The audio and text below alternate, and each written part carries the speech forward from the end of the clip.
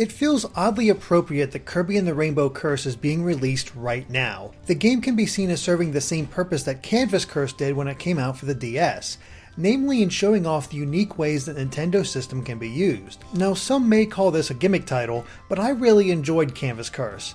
I thought it had some fun ideas and forced me to play what is arguably a platformer in a completely different way. So I was excited after the reveal of Rainbow Curse. The big question though was if this style of platformer could work on a console. Well, yes, it can, but there are some caveats to that. Rainbow Curse is very light on plot, even for a Kirby game. Kirby and Bandana D are enjoying a nice day in Dreamland when a mysterious force drains all the color from the world, rendering everyone motionless. But soon a young girl named Aline appears and revives the two heroes. They quickly defeat the giant hands of Glacia that were chasing her before agreeing to stop the villain and return color to Dreamland. Outside of opening and ending cutscenes, there's not much more to the story. The game tells you very little of what's going on during gameplay. Instead, players get most of the details from the collectible figurines and Aline's secret diary entries that can be found along the way. Not that any of this is a problem. Story has never been a hallmark of Kirby games. It's just a setup for Kirby's mission. However, unlike Canvas Curse, a reason is never given for why Kirby rolls around everywhere. It just seems to be what he wants to do. He's far from helpless though. Kirby is almost always rolling forward and can be guided along by lines drawn by the player. He'll follow these lines in whatever direction they're drawn. The player doesn't have direct control of Kirby, so these lines are essential in helping him get through the levels and avoiding traps and enemies. The lines are even able to block hazards such as dangerous lasers, pouring lava, or even just waterfalls that block your way. However, these lines are not infinite. They will fade after some time, and there's a limited amount that you can use at once. It really doesn't affect things in the early game, but keeping an eye on these elements toward the end and in the challenge rooms is recommended. Strangely, Kirby cannot take the abilities of enemies he defeats. His only form of attack normally is a dash.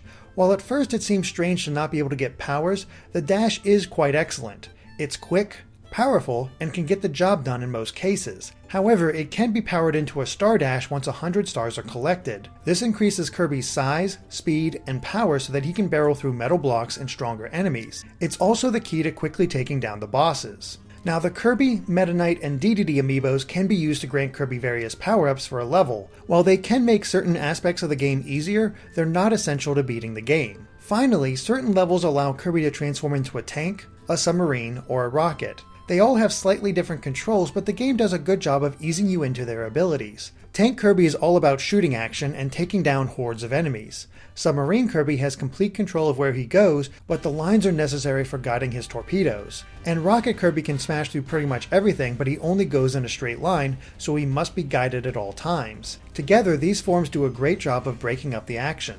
And that's the best praise I can give Rainbow Curse. Despite the main game's modest length, there's always something new to do or some new hurdle thrown into the gameplay. Puzzles and the use of lines are better integrated than in Canvas Curse. It really feels like the concept has been fully realized. The difficulty is gradual and everything works well. And for players looking for something a little more challenging, there's challenge mode. New challenges are unlocked as you progress through the story, with some requiring other conditions. Most take the form of 1-minute challenges where you have to complete 4 missions in a row with 15 seconds allowed for each. These can be a little tricky, but the short length encourages multiple tries until you obtain the gold medal.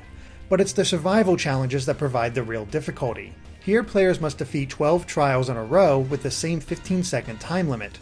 Mess up one and the whole thing has failed. You must start over from the beginning. It can be downright brutal at times until you figure out the most efficient way through each challenge. Finally, the game supports up to 4 players. One takes the role of Kirby while the other 3 are Bandana D and friends. Bandana D is able to move around like any other Kirby game. He can stab in multiple directions with his spear, and he has a pretty sizable jump. The game does encourage both cooperation and competition. Bandana D can interact with the lines drawn by the Kirby player, while he can pick up and carry Kirby. It encourages a symbiotic relationship between the players. It also makes the game incredibly easy since the levels are designed with Kirby's limited abilities in mind. Once you drop in a character without those limitations, it just becomes a cakewalk. However, there is one really cool addition. At certain points, Glacia's hands will appear and attempt to kidnap Kirby. This is completely new for the multiplayer, and it forces the Kirby player to stay away while Bandana D protects him. As I said, there is some form of competition since the game does keep track of who collects the most stars. It's minimal, but it's there. The most eye-catching thing about Rainbow Curse, though, is obviously its graphical style. The clay look is simply gorgeous and filled with tiny details that help give it a unique identity. You could almost be fooled at times into thinking everything really was made of clay. But unfortunately, there is one massive problem. You barely get to look at it in all its glory. Because such precision is required when controlling Kirby, you can't take your eyes away from the gamepad.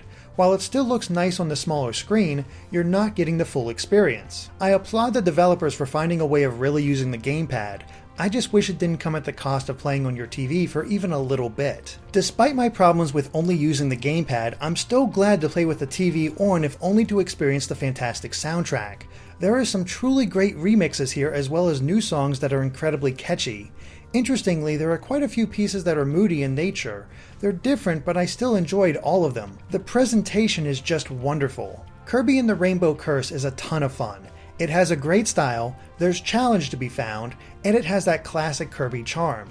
The game might be considered short to some, but I never saw that as a problem since my playtime doubled in my quest to hunt down all of the extras and achieve 100%. Despite my issues with the gamepad taking all of my attention, I like Rainbow Curse a lot. It's a great time and something a little different from the usual Kirby platformers. Thanks for watching, and be sure to stay tuned to GameXplain for more on Kirby and other things gaming.